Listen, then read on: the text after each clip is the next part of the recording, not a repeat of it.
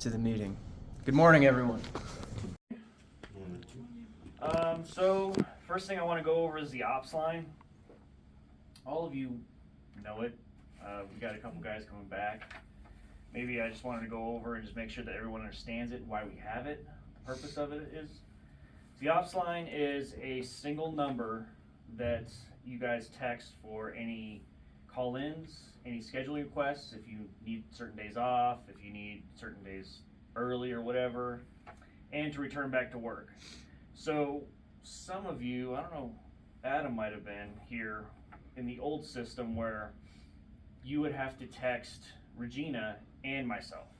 So it's two numbers that everyone had to remember to text to. The reason for that was we had a rash of he said, she said. Well, I told so-and-so this. Well, I told so-and-so that. So that's why we changed it to, you need to message two people so that, if one forgets, it happens. It's human nature. Someone else also knows. Then it turned into a situation where it was hard for all of you to remember to text multiple people, so then we purchased a ops line, a single number. So now that single number, then when you text to that, it goes to 4 different people. So it reaches everyone in operation, so everyone knows. That's the purpose of it. So you guys have the coverage, that way no one forgets whatever days off you need, whatever requests you guys need. We're just trying to make sure you're covered and eliminate the he said, she said. So that's the purpose of it. Some people ask, why do we require you guys to text us when you're ready to come back to work, when you call out? Because you guys are adults. We're not going to keep following up with you to see when you're ready to go back. We got enough. We need to make sure everyone is taken care of.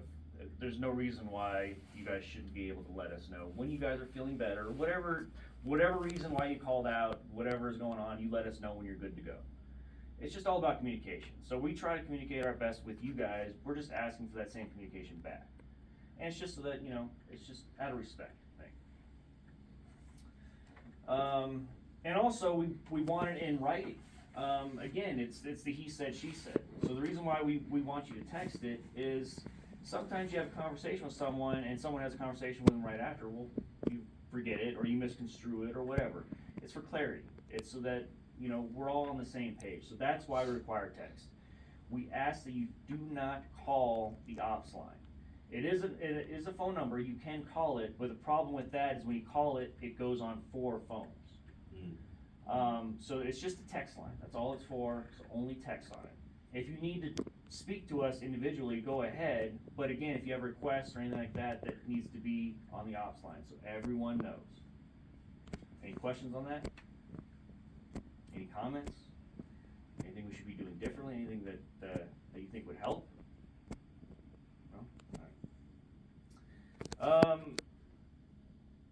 So this year has been pretty slow. This is one of the slowest winters we've had, but it's starting to pick up, which is a good sign.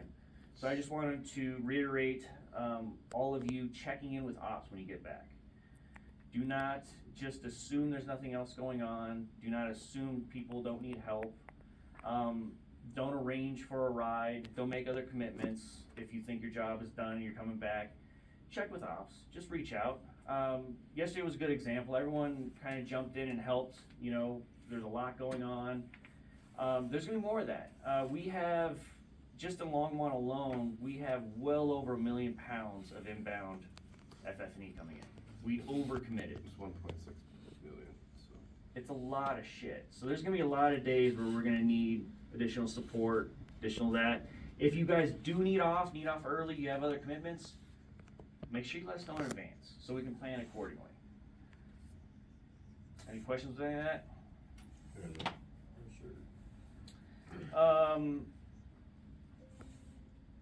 So the safety topic is more about trucks. Plugging in trucks.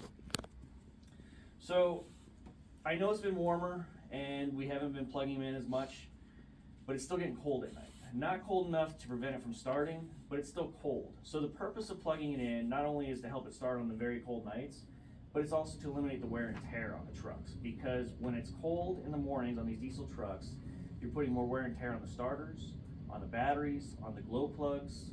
So we want to continue plugging in trucks all the way through April, regardless, every day. Just get in a habit. Just basically plug them in as long as the cords are out there. Once the cords are pulled in, then that means no more plugging them in. So it's all about reducing the wear and tear. We just had a truck whose starter went out in Indiana. I'm not saying it's because we didn't plug it in, but I'm just saying that's an example of the wear and tear that's happening on these trucks, and the purpose of plugging in is to eliminate that. And yeah, this is more directed to the drivers, but helpers, if you're not seeing it plugged in, plug it in, because if the truck doesn't start the next morning, it affects you guys too. It's kind of a team effort. Any questions on that? Any of you have anything you want to share? All right, thanks everyone.